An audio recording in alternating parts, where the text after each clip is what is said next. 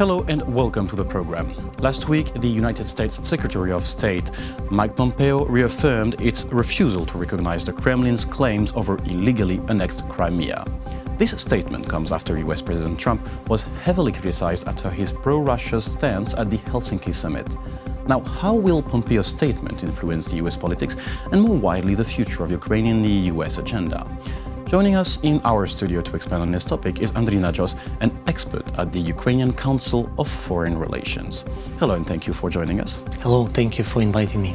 So last week, Russian Prime Minister Dmitry Medvedev visited the illegally annexed Crimea, more specifically the port of Sebastopol. What kind of message does it send to the world? So he's trying to send a message, a very clear message, that Crimea still belongs to Russia. But I believe, because you mentioned the statement made by Pompeo after the President Trump met with the President Putin, that Crimea is Ukraine. And you know, the statement, the so-called Crimea Declaration, defined very clearly that Crimea belonged to Ukraine, and the United States is not ready now and in the future to accept this illegal annexation.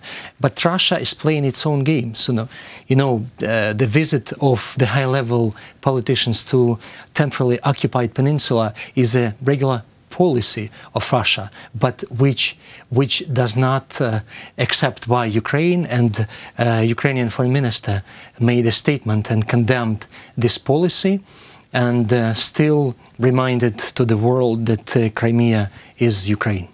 Now, that's interesting that you raised the statement of Mr. Pompeo, and we're going to listen to Mike Pompeo right now. Okay. I want to assure this committee that the United States does not and will not recognize the Kremlin's purported annexation of Crimea. We stand together with allies, partners, and the international community in our commitment to Ukraine and its territorial integrity. There will be no relief of Crimea-related sanctions until Russia returns control of the Crimean Peninsula to Ukraine. Mm-hmm. Now, this official statement of US Secretary of State Mike Pompeo comes after Trump's ambiguous, to say the least, behavior towards Russia. Now, I have two questions here. What is the effective power of US Secretary of State here? And it looks like also Trump himself is publicly going against his administration, or the reverse. What is happening here exactly? What's your stance on it? You know, the world is a little bit confused because one day the President of the United States writes some tweets, and after that, 2 hours later, he fully dismissed the previous tweets or some ideas in the tweets and refigurated the ideas. But you know, so we are now should understand that the President of the United States has its own power in accordance with the American Constitution.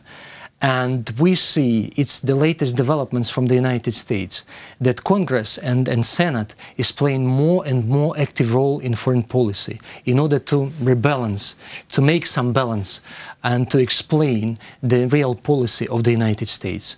And when we are talking about some consequences, political consequences, when President Trump met with President Putin in Helsinki, so we see that the position of the US President is very tough, because after 2 days after he came from Europe to the United States, so he was interviewed and attacked by both camps, by his colleagues from the Republican Party from the one hand and from the other from Democrats. And I think that Crimea Declaration appeared not suddenly, but not unexpectedly, because the White House tried to find way out in order to calm down all the world policy and explain its clear position that no deal made behind the scenes, no deal made without Ukraine, and reminded that Crimea policy of non-recognition of Crimean annexation is still on the agenda of the Department of State. And Pompeo was very clear in his statement, and he said that the sanctions policy will be rolled over and not rolled back. And so now So the important question here is like who to believe, the infuriated tweets of President Trump or the more calmer kind of strategy of the White House? You know, let's calculate the results, because of course we have a lot of different rumors immediately appeared after the meeting among President Trump and Putin, and I saw some TV programs published on the Russian TV. They applaud the outcomes of this meeting. But what happened 2 days or 5 days or week after? So after we had the Crimea declaration. So it means let's calculate, not calculate the tweets made by the President Trump, but let's calculate some very practical results.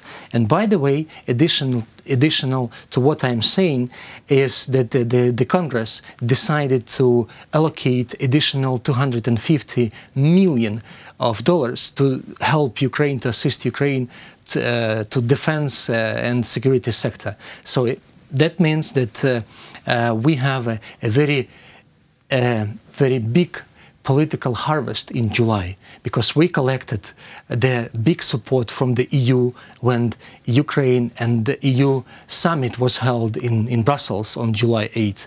After that, we had a very clear declaration made by US Department of State, which was supported a number of different states, like Baltic states. They echoed with what was said by Mr. Pompeo.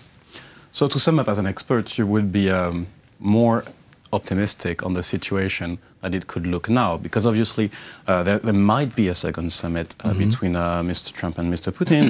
There is this rapprochement between the two leaders, and to sum it all up, you're more optimistic, and you're saying that we should just look at the pragmatic and concrete steps on the field. Absolutely, absolutely. First of all, we need to oversee and to estimate the practical results. And secondly, we should forget about our homework, because we need to make Ukraine more strengthened, more developed. We need to continue the path on reforms in order to make Ukraine more attractive for the people who now live in occupied Crimea, in order to explain and to send a very clear signal to our citizens that Ukraine made its own choice. We stay firmly on the path of European and Euro-Atlantic integration, and what is Russia doing is fully unacceptable and not recognizable by the world. Well, thank you for this overview. It was a pleasure to have you in the studio today. Thank you. That was Andriy Nadzhos, an expert at the Ukrainian Council on Foreign Relations. Thank you for watching the program. Stay tuned for the rest.